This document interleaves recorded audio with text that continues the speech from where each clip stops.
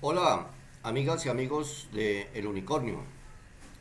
Supimos de la existencia de Carlos Carrillo a raíz de una investigación suya titulada Peñalosa y su trancón de intereses, donde demostró que el dos veces alcalde de Bogotá era el mayor promotor de Transmilenios y de autobuses Volvo en el mundo y que como presidente del Institute for Transportation and Development Policy le habían girado $468.394.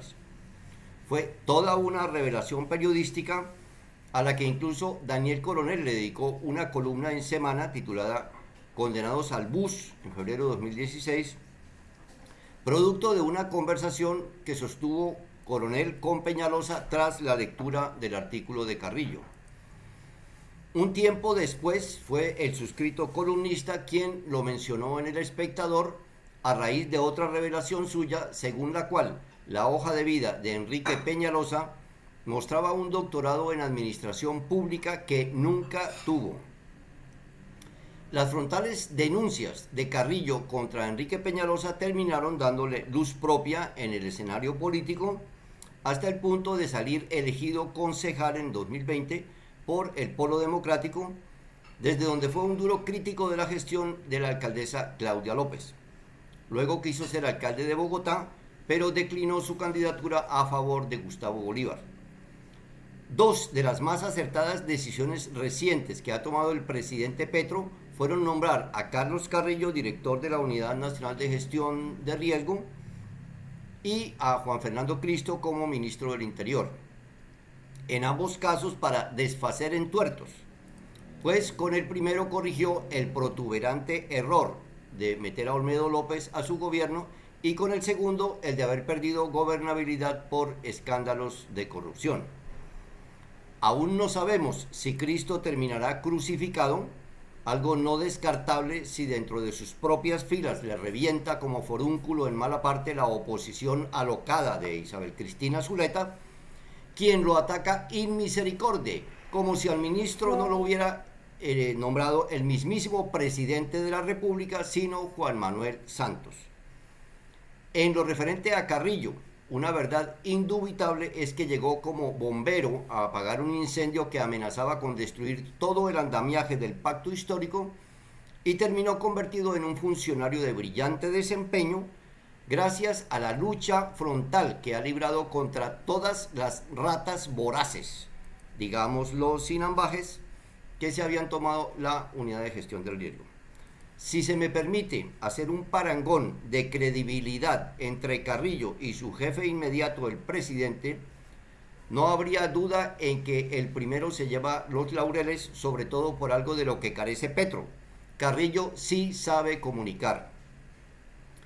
El presidente trina mucho, es cierto, pero faltaría ver si ese modo intenso de comunicarse es el correcto o si obtiene el efecto deseado.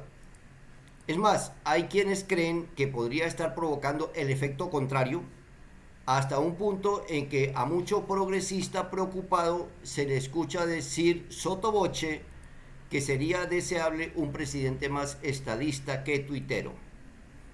En contraste, Carlos Carrillo usa su cuenta de X con la moderación que le atañe a un alto funcionario gubernamental y se expresa con una asombrosa seguridad y facilidad de palabra.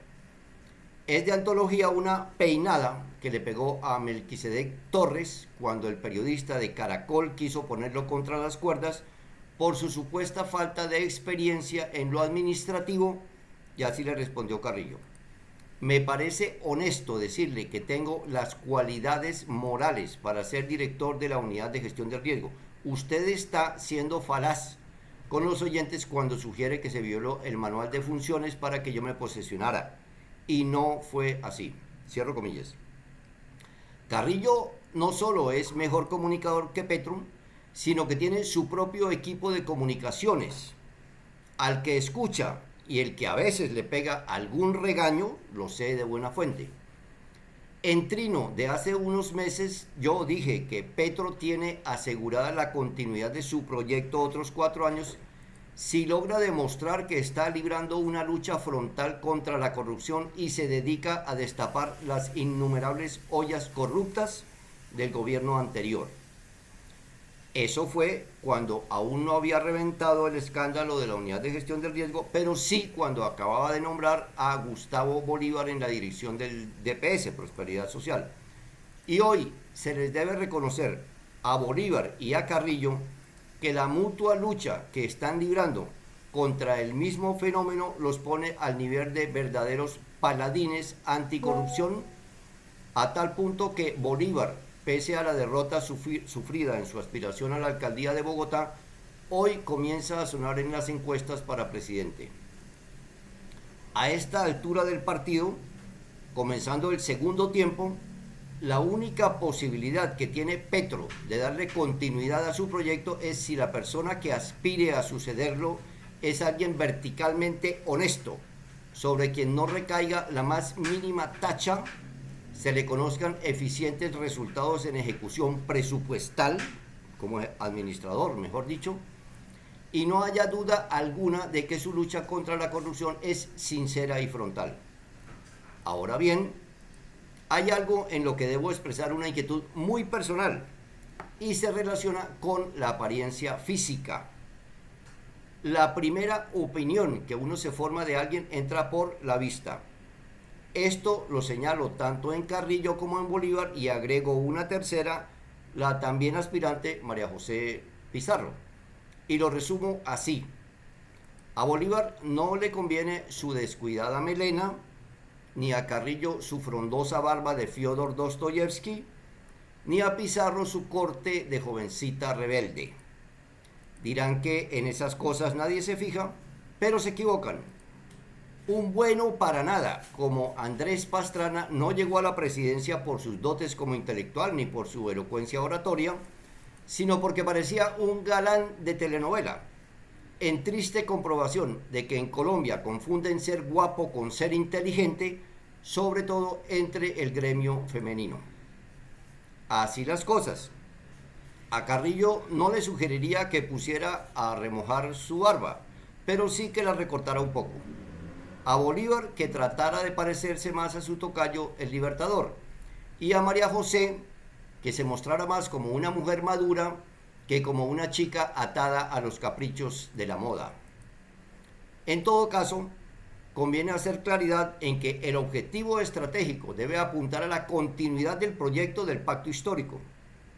Si me pusieran a escoger entre los tres anteriores, ya está claro por cuál me inclino para suceder a Gustavo Petro, pero hay otros nombres que no pueden descartarse.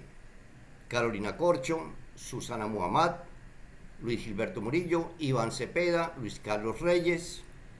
¿Se me queda alguien? Ustedes opinen.